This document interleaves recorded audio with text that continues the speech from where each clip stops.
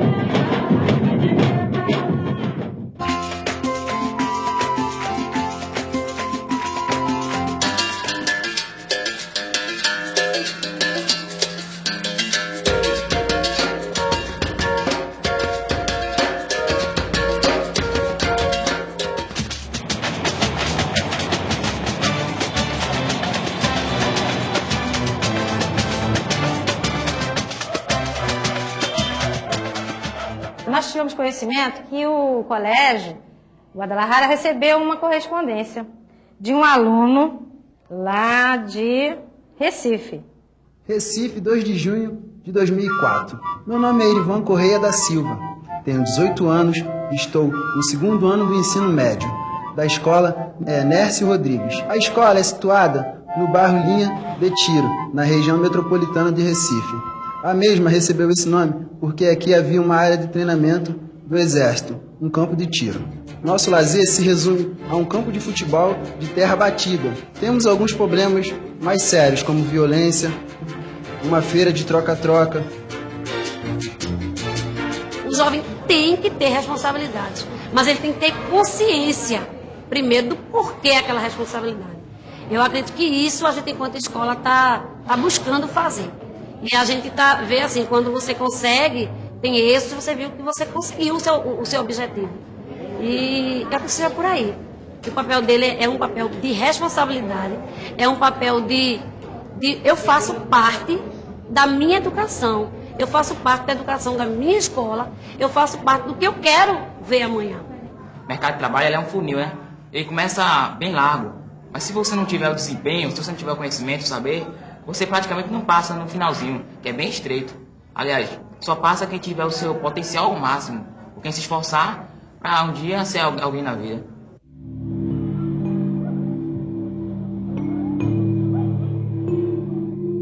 Pelos mesmos problemas que nós passamos, eles também passam, como ele citou. Falta saneamento básico e várias outras coisas que aqui nós podemos ver também que falta muito. E a gente está começando a resolver o problema de uma forma que eles poderiam usar lá. Acho que seria até legal a gente passar isso para eles. Que aqui nós temos um núcleo de cultura. Nós poderíamos fazer o mesmo, né? Poderíamos escrever lá para a escola de lá. Nós poderíamos mandar uma fita de vídeo com gravações de algumas coisas que acontecem no núcleo. Não, o pessoal do Acre tem aula que tem aula separada, né? Que acontece aí depois de semana. Isso. A gente pode subir em cima agora. Então vamos subir. Vamos lá. Então vá.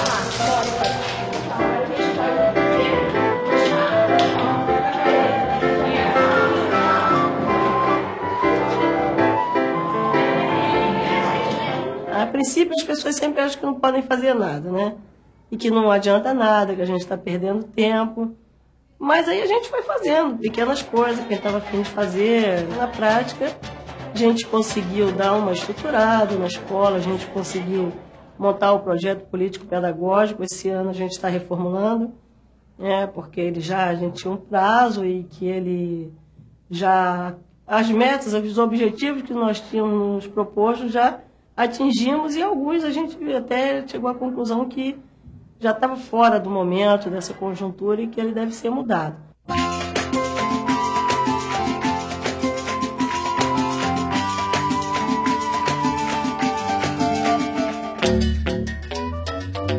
Boa tarde, pessoal. Boa tarde. A gente acabou de receber agora uma encomenda pelo correio, que é uma carta, e um vídeo de uma escola chamada Guadalajara, no Rio de Janeiro. Duque de Caxias, 4 de junho de 2004. A nossa escola descobriu que tinha grandes e talentosos alunos. Nem nossos pais sabiam disso. Meu colega, que era um tremendo pinchador, vivia correndo da polícia, agora é artista. A gente está atento a trabalhar com o que a gente tem aqui, né? Evitar essa coisa do comprar, do pronto, do procurar na nossa comunidade o que a gente tem, que a gente pode transformar, para estar até vendo, para estar vendo essas coisas de outra forma. A gente está no dia a dia sempre conversando. Isso aqui é uma escola pública, ela é paga com imposto da comunidade e não tem nada de graça, então a gente tem que estar interferindo para que ela melhore cada vez mais, até para quem vem depois. Temos também o projeto Escola Aberta, a gente mesmo ajuda a organizar. Tem a oficina de dança, música. Esse centro de cultura, na realidade, ele é um reflexo dessa busca de cidadania da comunidade, porque hoje na sociedade brasileira, grupos carentes, uma região onde a escola atua, onde que esses jovens vão se reunir para manifestar a sua cultura? Então é a escola, e a escola hoje ela é um reflexo da sociedade em que ela atua. Que bom que eles tenham contato com a cultura na escola. E cabe a nós, professores, orientá-los para que ele tenha cada vez mais identidade brasileira e manifeste essa cultura. E somos muito felizes em propiciar isso para eles, como um primeiro passo, que isso aconteça em nossa escola. Uma das coisas que essa escola aqui ela nos traz muito é a responsabilidade de mais tarde a gente sair daqui sendo cidadãos, não só aluno. Eu estudei numa escola pública. Eles nos ensinam aqui a gente a ser cidadão, a reivindicar nossos direitos, para a gente ter a nossa identidade. Pretendo sair daqui, cursar uma faculdade de psicologia, né? Mas mesmo assim, saindo daqui, está sempre ligado à escola. O pessoal aqui gosta de dançar. Tem até um grupo chamado Ibamu. Além de praticar dança afro, eles até viraram monitores junto com o coordenador. Eles dão aulinhas para as crianças no ensino fundamental e botam todo mundo para aprender a arte e a cultura da África. Há quanto tempo já existe esse projeto do teatro? Bom, o teatro, na verdade, foi a primeira atividade que nós fizemos aqui no Guadá. Logo depois, a gente já começou a ventilar a possibilidade de se montar um espaço cultural dentro da escola, com uma atividade cultural mais contínua, e ali nasceu o núcleo de cultura desse primeiro trabalho de teatro. Então o teatro ele marcou, né, o início das atividades culturais aqui na escola. Então eu acho que em comunidades como Olavo Bilac, a formação de grupo é imprescindível, porque só através de atividades de grupo que a gente vai conseguir mudar a realidade social que a gente vive hoje. Nós vamos ter o axé, usado hoje, o congo, o maracatu, principalmente em Pernambuco, o machixe, e aqui no Rio, o samba, que vai dar origem ao carnaval. Isso é totalmente uma contribuição do nível. Nós temos que dar uma aula mais dinâmica possível, usar recursos, usar muito da realidade da vida deles, né? Trabalhar com o século XV, século XVI, associando isso à realidade de vida deles e para o mundo atual. No momento que o aluno ele começa a perceber a praticidade, como que a ciência e a história é útil na vida dele, a tua aula passa a ser interessante. A gente tem usado muito a arte para você fazer com que eles, né, percebam um outro lado do mundo, e que dentro da escola também você pode ter isso.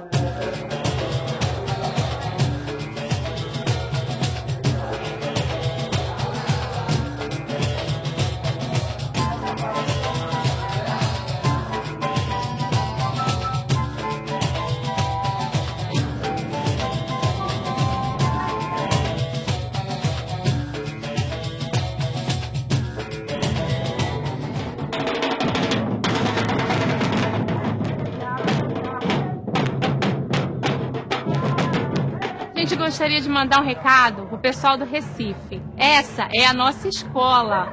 Aqui nós mostramos um pouco do que nós andamos fazendo. Porque aqui o jovem é quem manda. Opa, quer dizer, nós ajudamos a melhorar o colégio e assim o bairro também, né? Tchau, beijão. Tchau, beijo. Tchau, um abraço. Tchau. Tchau.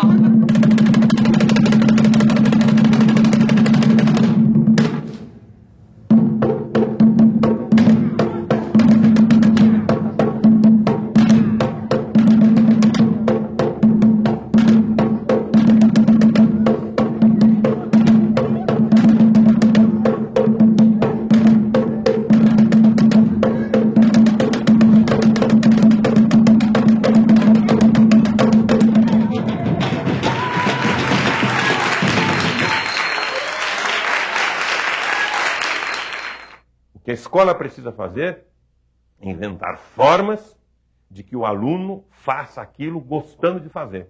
Não porque vai ser reprovado ou porque vai ganhar bicicleta no final do ano.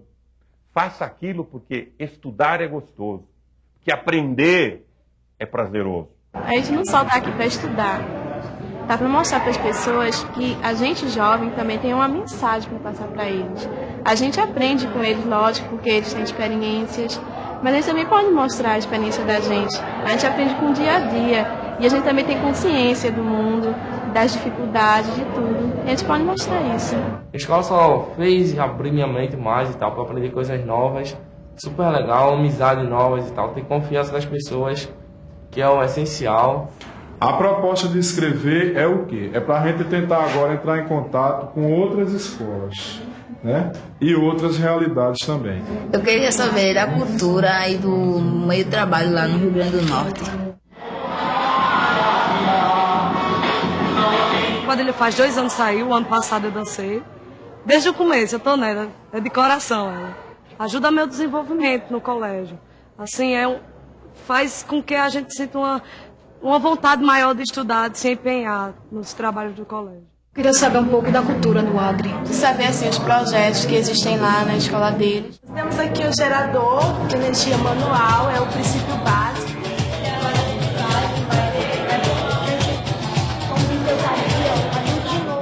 Eu queria saber também como é que o pessoal de São Paulo lá trabalha na questão de jovens.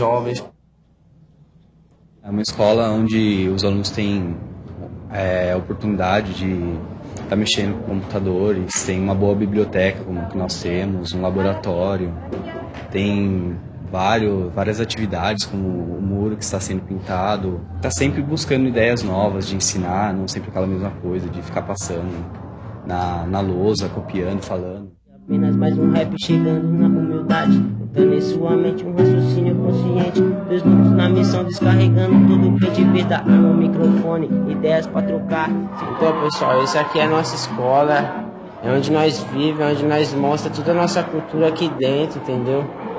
Um salve aí pras escolas aí do Recife, Rio de Janeiro, Acre, Goiás.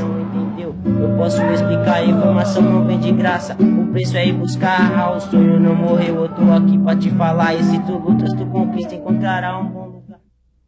Nós acabamos de ver 2 realidades, uma de uma escola do Recife, outra de uma escola no Rio de Janeiro. Eu gostaria de perguntar para o senhor, professor, qual é então o perfil do jovem que hoje frequenta o ensino médio, né, em todo o país? Bom, na realidade a gente viu a experiência de 2 escolas públicas, não é? Bom, o perfil do jovem dessas escolas públicas é isso que o vídeo mostra. Na realidade são jovens de classes populares, na realidade são jovens negros, né? A grande maioria deles jovens negros, e coisas assim impressionantes, porque na realidade alguns estudos anteriormente mostravam que os negros tinham enorme dificuldade de entrarem no ensino médio. O ensino médio era uma espécie de gargalo, né, para esse jovem. Bom, a prova é de que se a gente consegue aumentar as vagas no ensino médio, a gente vai fazendo com que essa população chegue dentro dele. Com que esse gargalo também fique mais amplo, comece a abrir. Agora, não é a grande maioria dos jovens que frequentam o ensino médio hoje no país, não é, professor? Não, infelizmente houve um crescimento recente, muito veloz do número de vagas, mas ainda pensando na faixa etária de 15 a 17 anos, mais ou menos correspondente aos 3 anos do ensino médio, apenas 4 milhões de jovens, num total de 10 milhões aproximadamente, é que estão matriculados, estão estudando, não é? Os demais não estudam. E o desafio da escola pública hoje é trazer esse jovem para a escola e fazer com que ele permaneça, não é? Certamente, para isso é preciso muita mudança, é preciso ter uma sensibilidade muito grande com as aspirações e características dessas populações. Né? Professor Alessandro, o senhor que lida com jovem, que tem um trabalho em organização não governamental, qual é a visão que o senhor tem hoje desse jovem que frequenta o ensino médio em escolas públicas no país? Bem, Maria, inicialmente também, primeiro é uma honra estar aqui participando de um debate desse com professores como Eli, como Luiz. A minha impressão é que, primeiro, o jovem que hoje participa e hoje estuda no segundo grau em escola pública, né, ele não pode ser considerado como um jovem, né, eles são dezenas de grupos de jovens diferentes. Por isso, quando a gente fala em juventude, a gente busca falar de juventudes, quer dizer, de grupos de juventudes diferentes. Então você tem jovens com aspirações diferentes, com realidades distintas, regionalmente, por raça, por sexo. Isso tudo eu acho que reflete um pouco na realidade da escola pública, criando essa tensão do jovem buscando seu espaço na sociedade e a escola que às vezes consegue, como é no caso dos exemplos que a gente acabou de ver, dar um pouco de esperança para ele conseguir manifestar sua forma de ver o mundo, sua forma de se expressar de modo geral.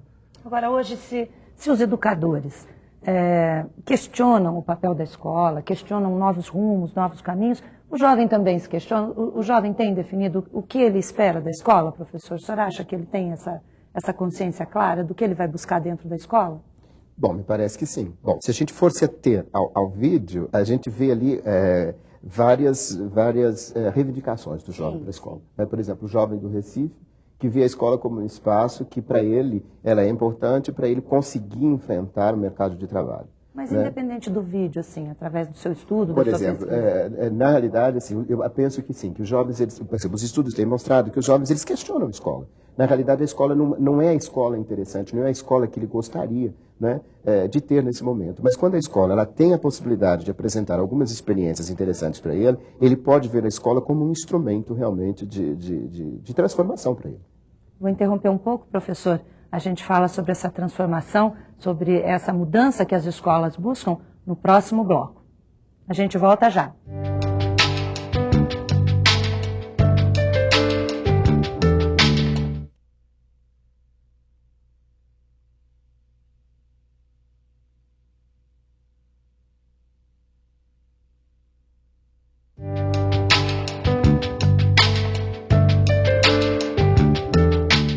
Estamos de volta com o Fazendo Escola e agora a nossa discussão é sobre a transformação do ensino médio, da escola do ensino médio.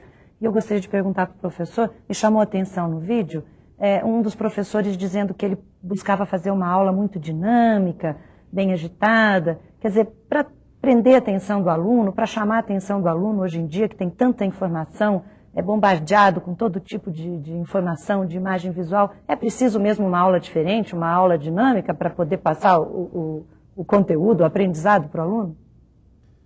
Bom, isso é um problema relativo ao que nós entendemos hoje por escola, que é um modelo já relativamente antigo, ele tem pelo menos 200 anos de existência. Desde a Revolução Francesa. Né? Certamente, agora, tudo indica que esse é um modelo que está esgotado já há algumas décadas pelo menos. E em que ele consiste?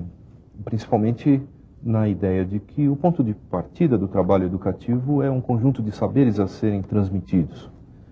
E desde o início, os interesses das pessoas envolvidas nas práticas educacionais foram desprezados, eles não foram levados em consideração. Havia uma série de garantias nas relações sociais para que se mantivesse certo padrão de disciplina, né, e controle para este modelo se realizar. Por uma variedade de motivos, essas relações, essas garantias, esses controles foram se dissolvendo, foram se esvaindo. E agora há certo esforço, às vezes desesperado, por parte dos adultos e dos educadores profissionais para se apoiar em outra fonte Buscar de um novo formato, legitimidade. Espera-se buscar o interesse dos alunos. Mas ainda sem ter abandonado o modelo que se instalou e que agora não funciona. Então nós estamos numa situação de muita dúvida, de muita incerteza. Penso que chamar atenção para o fato de que os alunos não são apenas alunos, mas que são jovens, no caso do ensino médio, no caso dos níveis anteriores, de que são crianças, além de serem alunos, já é uma demonstração de que nós podemos construir um outro modelo que não seja baseado nem na repressão, como em geral foi, na sua origem, a educação escolar, nem na desorientação em termos de interesse. Né? É preciso que, penso eu, que a gente busque definir juntos necessidades a enfrentar. Será que a hierarquia de cima para baixo já não funciona mais, professor? Não, na realidade a autoridade do professor ela já foi colocada em xeque. Né? Na realidade, hoje o que nós temos, por exemplo, dentro das escolas, de todas as escolas, quando eu digo hoje, nos últimos 10 anos, o que a gente tem é realmente a posição do professor sendo colocada em xeque pelos alunos. Né? O que significa que tem uma mudança que já está em curso dentro da escola. Não é? Quer dizer, esse modelo que nós entendemos como um velho modelo, ele está sendo questionado. Aliás, a escola nunca foi monolítica, nunca teve um modelo único dentro dela. Ela sempre, por exemplo, teve contradições, ela é um espaço de contradições. Existem projetos pedagógicos dentro da escola que podem, uns podem vigorar mais do que os outros. Né? Então, eu penso que esse modelo de autoridade do professor, ele é posto em xeque. O saber do professor, esse saber fixado, esse saber imutável, ele já foi posto, ele está sendo posto em xeque. Né? Então, esse espaço ele não é só de transmissão de conhecimento, mas também de produção de novos conhecimentos. E essa produção de novos conhecimentos também passa pelo fato de trazer a cultura onde esse jovem está inserido para dentro da escola, como nós vimos na experiência aí do Recife, da escola do Rio de Janeiro. Isso com certeza. Eu não sei, eu acho que na nossa experiência, por exemplo, no Brasil, a gente teve essas mudanças na história da educação brasileira. A partir de um determinado momento, nós acreditávamos que o único saber possível na escola era o chamado saber universal. Mas a década de 90 do século passado, essa discussão ela já foi também bagunçada. Num certo sentido, o conhecimento que o aluno traz para a escola, ele precisaria ser considerado, é o que nós chamamos da diversidade. É entender que a escola é um espaço da diversidade. Ele tem outros saberes que pode, de uma certa forma, compor a formação do cidadão. Concorda, professor Alessandro? Certamente. Mais próximo dos jovens aqui. Certamente, a diversidade é uma questão a ser reforçada, né? Mas eu acho que os argumentos eles não são contraditórios. Na minha perspectiva, a política pública voltada para os jovens, né, ela vem evoluindo muito, principalmente de 15 anos, 20 anos para cá. 85 foi o ano mundial da juventude, a partir daí se teve políticas específicas para o enfrentamento das questões do problema da juventude. Especificamente, até 95, você encarava a juventude como um ser a ser inserido no mercado de trabalho, aquele menino que tem que ser treinado para entrar na idade adulta, né? E, por outro lado, você tem uma abordagem da crise. Vamos fazer uma política para o jovem violento, para o jovem que está com drogas, para o jovem desempregado, que são as políticas reativas que o Estado vem desenvolvendo. Essas abordagens, principalmente do ano 2000 para cá, 5, 6 anos, coisa muito contemporânea, tem mudado muito. Uma, enquanto para o jovem enquanto sujeito de direitos, a ampliação da educação universal, possibilidade de formação, de participação, e uma segunda, que é o jovem enquanto ator de transformação, enquanto ator de desenvolvimento, pelo fato de que hoje 27% dos jovens de 15 a 24 anos estão na população economicamente ativa. E se você pegar até 29 anos, você chega ao número de 47% da população em condição de trabalhar e produzir e criar, estão nessa, metade quase da população brasileira está nessa situação. Então, se a gente olhar o jovem como qual objeto... Qual é a inquietação, né, desse jovem? Você que trabalha muito com seminários e está em contato com jovens, qual que é a inquietação desse jovem? A inquietação, muitas vezes, eu não posso falar de uma inquietação, são diversas, né? É não encontrar caminhos. É ser percebido como objeto da política e não como partícipe transformador da própria política, e não ter informação adequada para poder desenvolver seus grupos, sua forma de atuar. Hoje em dia, nas ONGs, nas organizações de juventude, a gente tem uma diversidade de atuações muito contundente, tanto que em alguns países da América Latina se fala do associativismo juvenil como escola da democracia.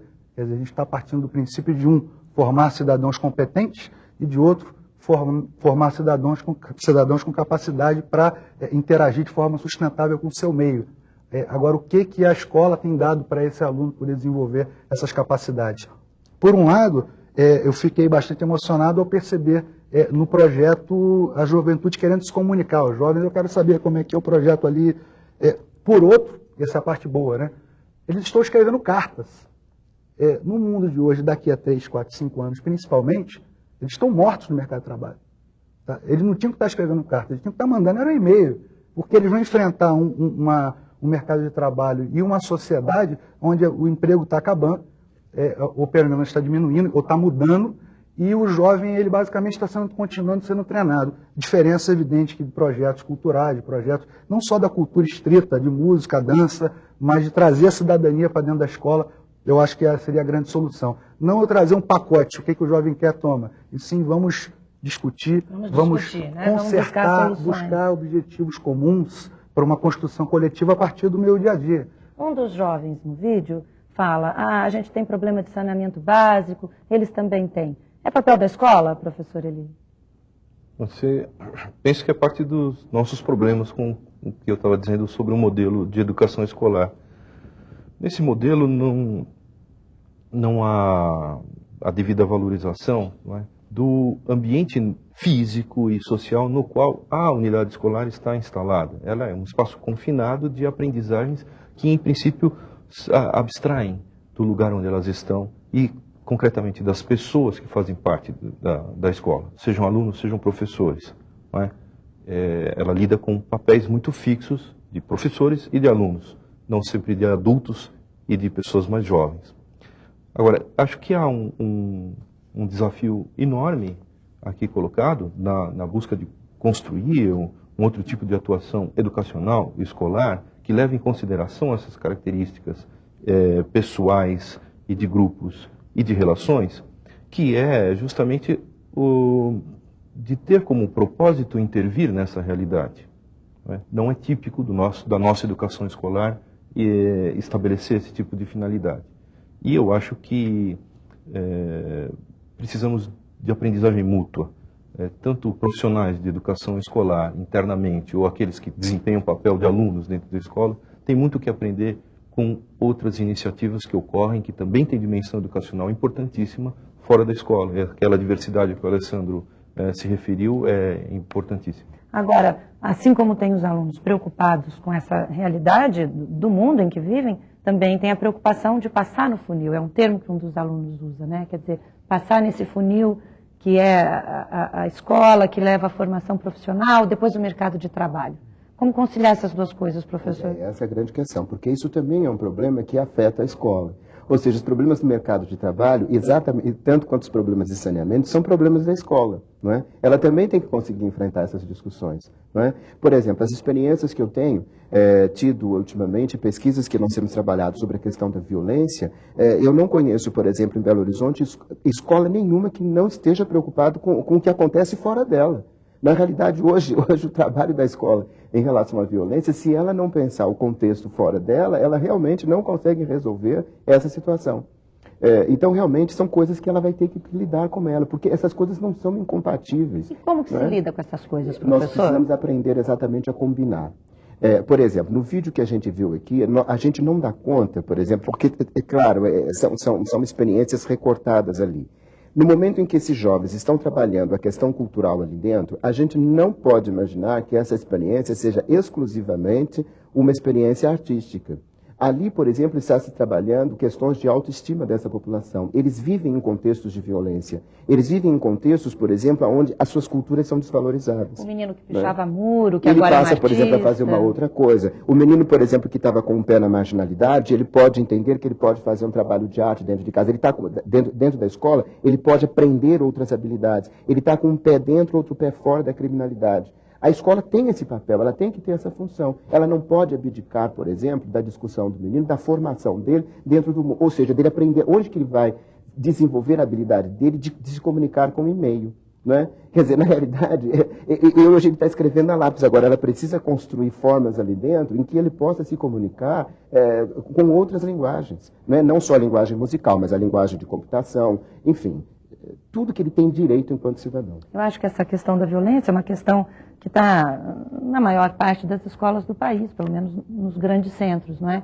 E o senhor falou autoestima. Autoestima, ou melhor, a baixa autoestima, está diretamente relacionada com violência na juventude? Com certeza. Por exemplo, historiadores e mesmo pesquisadores a respeito da questão das discriminações dessas populações, eles vão mostrando perfeitamente como que a autoestima ela funciona como um fator de desigualdade. Né? O próprio aprendizado, por exemplo, do aluno dentro da escola, dentro de um contexto de autoestima, ele é prejudicado. Ele não consegue, por exemplo, aprender como qualquer outra criança aprenderia, enquanto ele não melhorar essa questão da autoestima dele. Ele não melhorar a sua baixa estima ou acabar com ela. Né? Então, essas experiências, a gente precisa aprender um pouco mais com elas. Quer dizer, esse vídeo nos diz que nós temos que acompanhar esse jovem, tem que ser um estudo longitudinal. E esses meninos que estão aprendendo aqui, daqui a 4 ou 5 anos, o que é que está acontecendo com eles? A gente não pode interpretar o que está acontecendo aqui agora, porque os efeitos, certamente, a gente vai ter daqui a algum tempo. Concorda com isso, professor Alessandro? Eu acho que sim, eu acho que a gente deve acompanhar e principalmente distribuir, disseminar. Né? A gente está falando a questão do mercado de trabalho. O mercado de trabalho, mais do que um jovem que ele tem que conseguir ter interação com o meio. A gente fala de comunicação, ele tem que conseguir ser mais do que receptor, ele tem que ser um transceptor. Ele tem que conseguir pegar essas coisas todas que estão chegando via televisão ou internet, ou a própria comunidade, ou outros jovens, né? E conseguir mudar ou conseguir interpretar essa realidade para poder criar a sua realidade. Né? É bom ressaltar, a maior população de jovens da história desse país está agora entre os anos 2000 a 2010. Tá? É a maior população de jovens em números absolutos desse país. E isso aí gerou aquelas filas nas escolas há 10, 15 anos atrás, as mães nas regiões metropolitanas tentando matricular os filhos. Sim. Gerou o fenômeno dos meninos de rua, ou na rua. Né? E hoje, essa onda jovem, ela está na sua juventude, 18, 20 anos, tendo essa explosão de violência, porque uma grande quantidade de jovens, 1.300.000, 1.500.000 jovens, entrando no mercado de trabalho, um mercado de trabalho que gera 800.000 postos novos. Quer dizer, então você tem um gargalo aí de jovens que estão sendo treinados para entrar no mercado que não existe. Ou seja, esse jovem é o protagonista da história, e sobre isso a gente vai falar. Ou ele faz ou ele está fora. E é sobre isso que nós vamos falar no próximo bloco do Fazendo Escola, o jovem como protagonista de mudança. A gente volta já.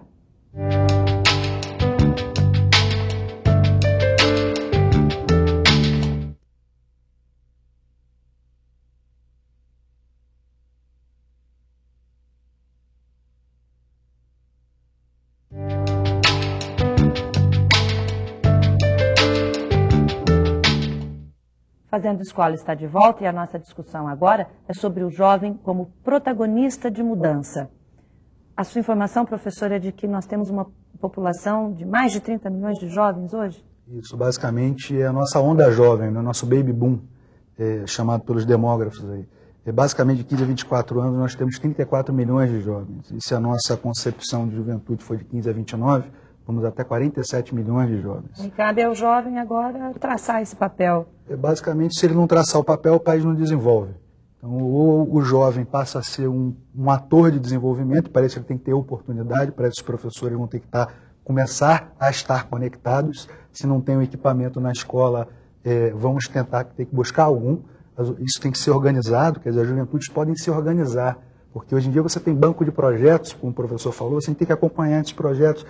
Hoje, esses projetos já têm catalogado, se não me engano, mais de 400. Que tipo de projetos? Projetos, por exemplo, de educação não formal na escola, de cidadania na escola, de trazer profissionais ligados ao meio ambiente para dar aulas, quer dizer, despertar na juventude interesses específicos. Mas meio uma ambiente, escola, gênero, por exemplo, mulher. lá no Recife, como essa escola que nós vimos a experiência, está ouvindo o professor falar desses projetos? Onde é que eu vou buscar essa informação? Como é que eu faço? Quer dizer, aonde ele vai? No site da Unesco hoje, você tem catalogado experiências no Abrindo Portas, se não me engano, que são a abertura de escola no final de semana. A tendência é que os governos virem grande banco de dados difusores de projetos. Então, e, basicamente, projetos, recursos e como fazer, né? O know-how.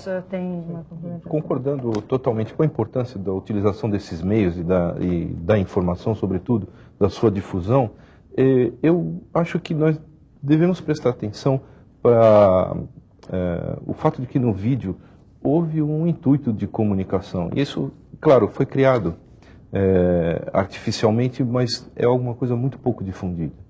Não é?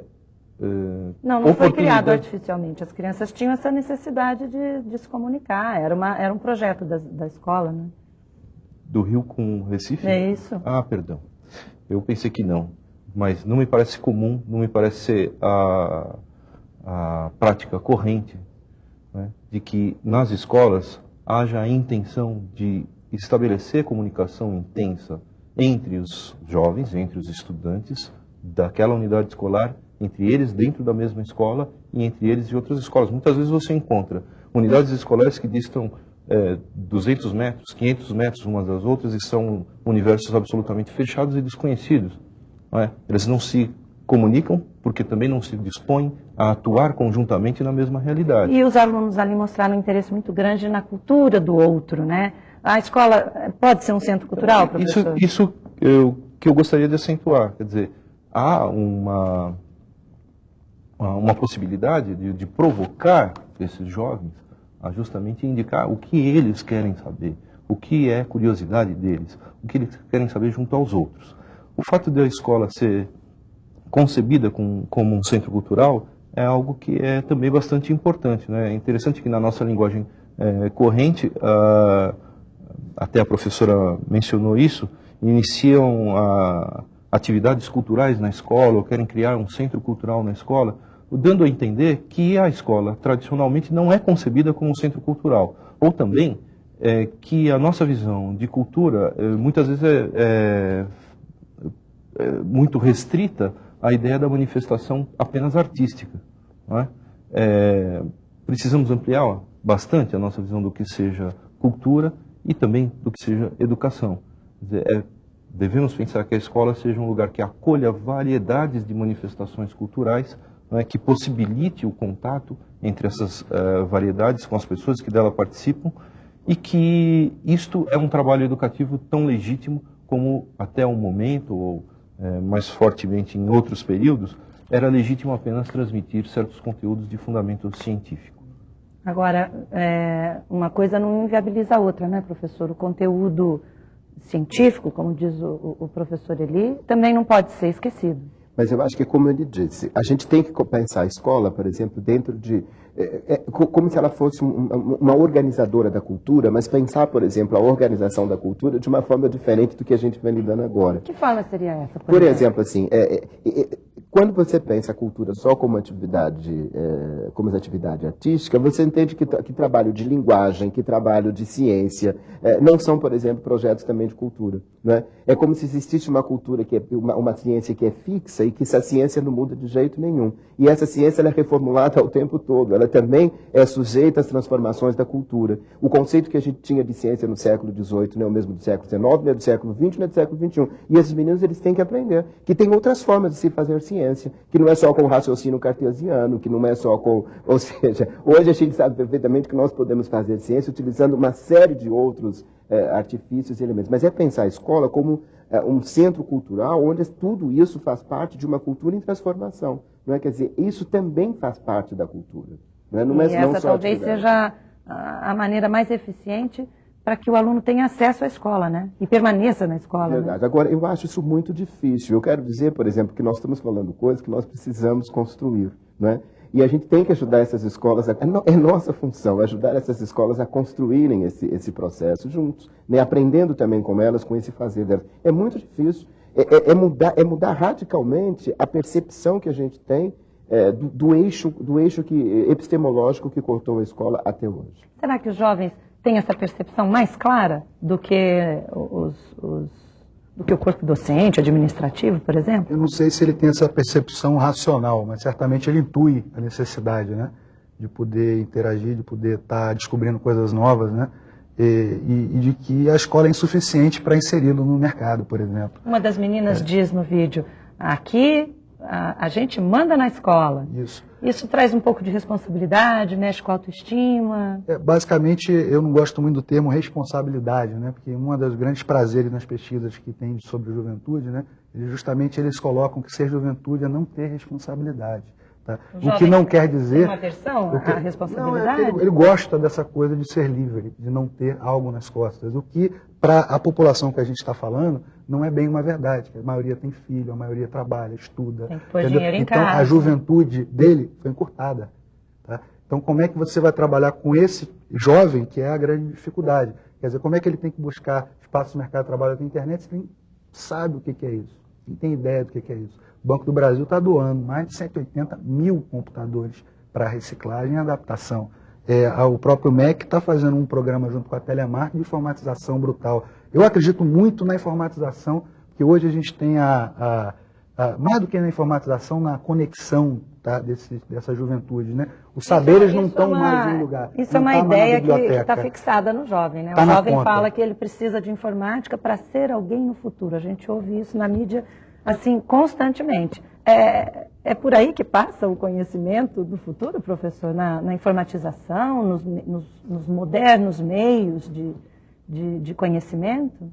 De fato, é necessário tornar isso mais disponível. Não é? Os meios de tecnologia mais desenvolvida facilitam práticas, eles precisam estar à disposição de todos. E isso, nesse sentido, nós estamos muito distantes de uma meta como essa.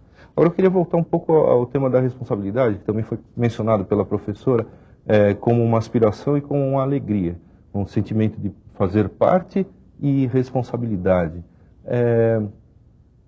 Eu penso que há, pelo menos, 2 meios de incentivar esses aspectos nas pessoas. Um é impositivo, é por coação, e essa é a nossa tradição.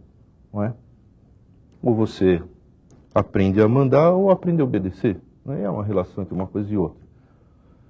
O outro depende de exercício de poder, de partilhar, de tomar decisões juntos. E, nesse sentido, nós estamos engatinhando. Não é da nossa tradição, nosso passado e nosso presente são absolutamente autoritários, fortemente autoritários, e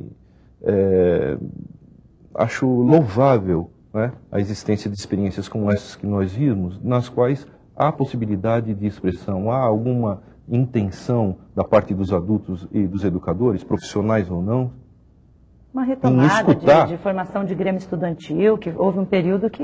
Isso também, há incentivo a isso, acho isso muito bom, mas o fato é que nós não estamos acostumados a escutar, nem os adultos entre si, nem os adultos em relação aos jovens. Isso que parece muito banal, até singelo demais, eu acho que estaria na base da possibilidade de construção de alternativas de desenvolvimento, de engajamento dos jovens, com uma responsabilidade que não fosse externa, imposta, heterônoma, como se diz, né? Mas sim, com uma construção de autonomia que pudesse contar com eles, respeitando-os como sujeitos capazes de, conosco, adultos, né, construir alternativas de uma vida mais feliz e mais igualitária. A gente poderia dizer que esse escutar é uma das bases desse projeto político-pedagógico, né? A proposta dessa gestão democrática, não é, professor? Espera-se que sim, porque na realidade eu acho que hoje, no atual estágio em que a gente vive de intolerância, de falta de comunicação entre as pessoas, não tem outra alternativa a não ser criar essa possibilidade de entendimento entre as pessoas. Não é? E acho que a escola ela pode aprender com organizações fora. Eu acho que isso está sendo dito aqui também. Eu acho que já existem experiências onde ONGs têm atuado junto com escolas. E elas têm, por exemplo, assim, propiciado novas formas de organização e de contato dos alunos e os professores de uma outra maneira. Não é? De começar a estabelecer redes onde as pessoas comecem a se ouvir e a se entender. Eu acho que não tem alternativa. Agora, é muito complicado também a escola competir com o mundo lá fora, né? O jovem, muitas vezes, ele tem que pôr dinheiro dentro de casa, ele tem que sair para trabalhar, para se virar, para fazer algum bico, né? Como é que se concilia essas duas coisas? Isso é complicado. Isso, na realidade, por exemplo, não dá para pensar a educação só pensando nas políticas de educação, né? A gente tem que ter outras políticas públicas juntas, né, que possam, por exemplo, estar dando sustentação a qualquer projeto pedagógico, não é?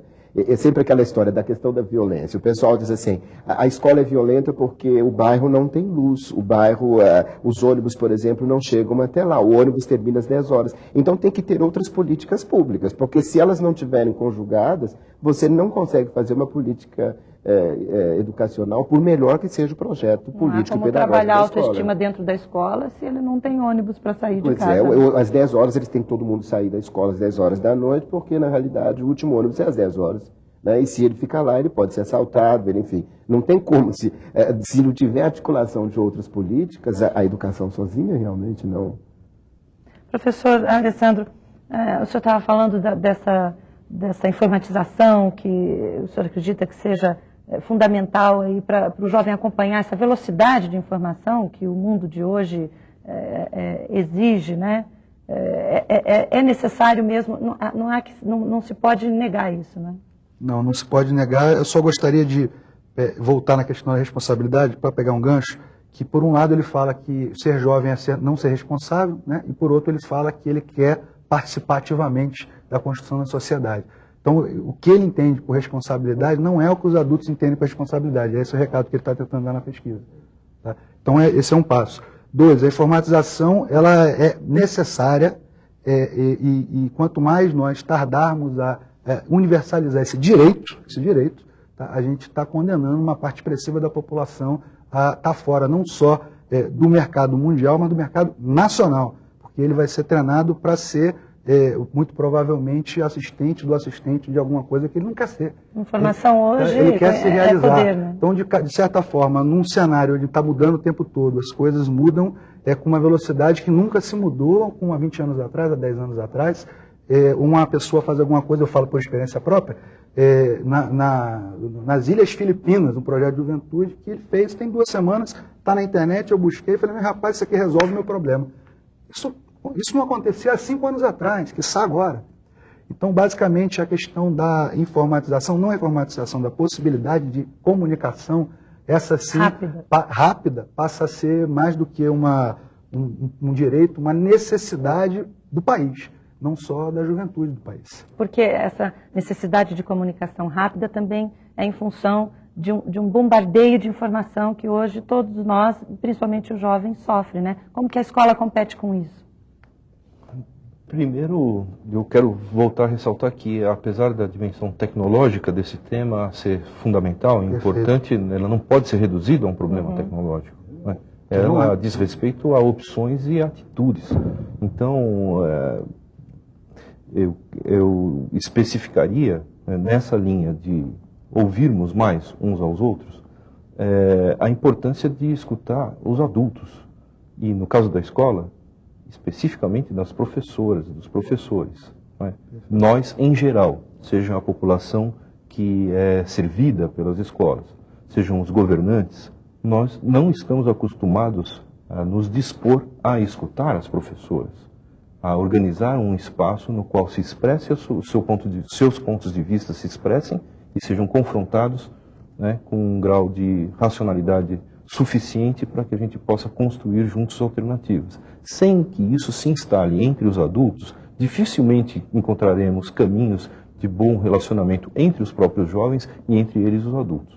Ou seja, essa prática de escutar, que é uma prática que vem sendo esquecida, também tem que ser ensinada, né, para os jovens, né? Porque se os adultos não fazem, os jovens também não aprendem. Se nós não fazemos, há pouca Concorda, chance. professor? Completamente. Quer dizer, o jovem hoje, para ele ser um ator de mudança, para ele ser o protagonista dessa mudança, o que é necessário? Primeiro passo. Bom, eu penso que, por exemplo, essas escutas, elas podem começar na escola. Tem coisas que a escola pode fazer, ela não depende de nada, não é? Por exemplo, ela pode criar colegiados, ela pode criar formas, por exemplo, colegiadas dos alunos se posicionarem, dos professores falarem. Ela pode criar, né? Quer dizer, já tem experiências onde a escola fez isso, ela não depende de ninguém.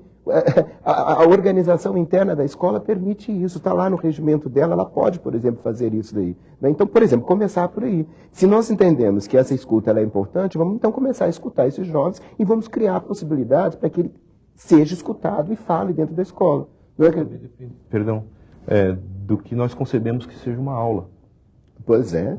Se nós entendemos que temos que dar aula e por isso não dá tempo para discutir, para conversar, então essa possibilidade está anulada, com certeza. Que se abrir a possibilidade de que uma aula pode ser uma boa conversa. Assim, um bom momento de se refletir problemas do grupo, problemas da sociedade e de protagonismo mesmo juvenil. Um bom momento. Aliás, a aula é o melhor momento para isso acontecer. Para discutir problemas e soluções. Isso. Eu não consigo realmente entender por que a gente não pode fazer isso num contexto de sala de aula.